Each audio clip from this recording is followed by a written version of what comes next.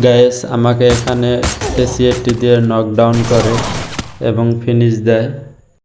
আমার টিমমেট আমাকে রিভাইভ দেয় এবং আমি এইখানেই নামি। এমন অবস্থায় আমার টিমমেটের উপর এরাই হিটলিস্ট মারে। আমি কি পারবো তাদের মারতে? শেষ পর্যন্ত ক্লিপটি দেখুন।